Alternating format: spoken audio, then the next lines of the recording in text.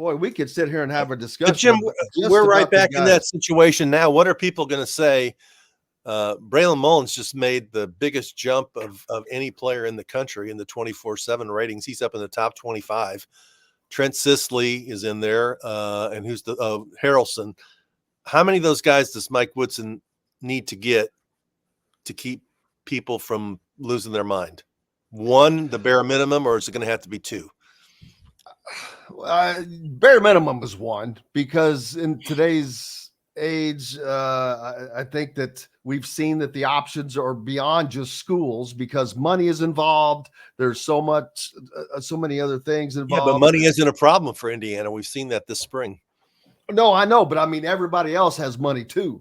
Right. And, but it also could be a situation like Kanan Catchings, where he wants to get to the NBA, which means he wants to be a one and done, which he's projected to be a one and done, but he didn't see a path for that as well by going to Purdue and sitting behind Fletcher Lawyer or whomever he was going to have to sit behind, because Matt Painter is not going to sit his main guys, and we know that.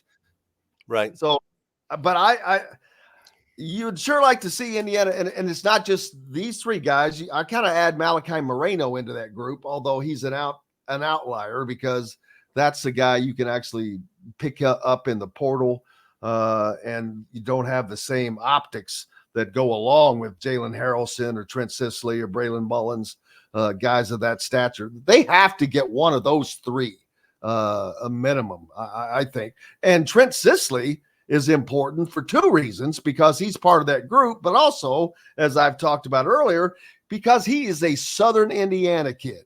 He is what you would call in the he used to be the definitive IU area.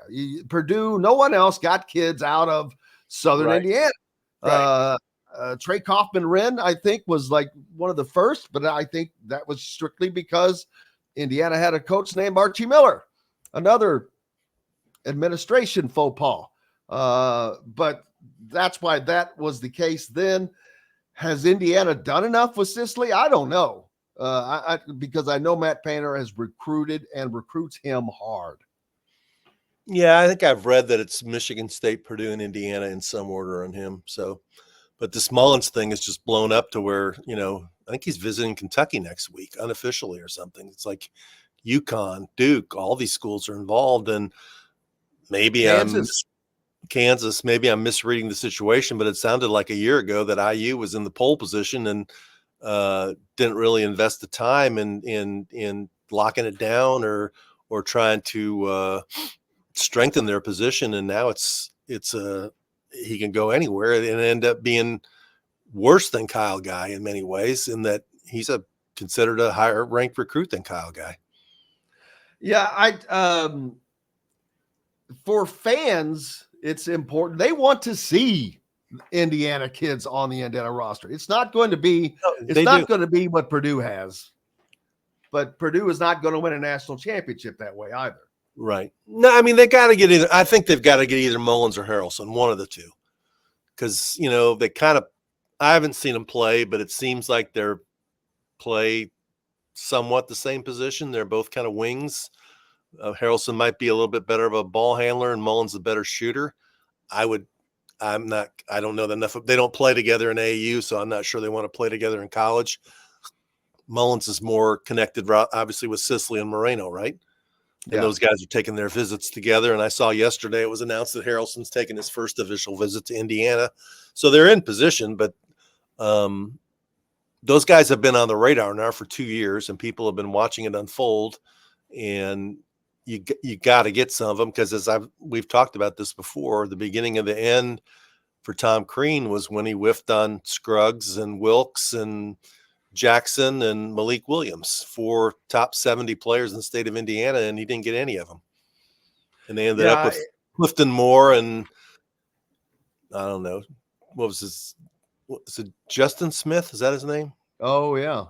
Yeah, the guy that went to Arkansas, him and Al Durham maybe, or decent players, but not great players. Yeah, and you have to wonder, has Woody fallen in love with the portal too much. This is the first year they're really going to have their claws into Indiana recruits. Right. And so what happens will be the first results of that, really. It's taken a little too long for that to be the case, I think. Yeah, and it was weird. I don't know if you looked at the 24/7 ratings, actually, but yesterday that was interesting. There's a kid from Cathedral who's also in there. Guys. Brady Kohler. Oh, that's he's the kid that's ranked, going to Notre Dame, probably, right? I don't know. He's ranked ahead of Sisley, which I was surprised by that. Hello, everybody. Jim Coyle with Indiana Sports Beat Radio, and thank you for enjoying our content and videos. And make sure you hit that subscribe and notifications toggle so you don't miss out on anything, whether it's Indiana Hoosiers, the Boilers, the Colts, the Pacers, Indiana high school action, whatever's happening in sports. We're trying to bring it all to you, and make sure you don't miss out on a thing. Again, hit the subscribe button for us. Helps us out a ton. We appreciate each and every one of you. Thank you so much.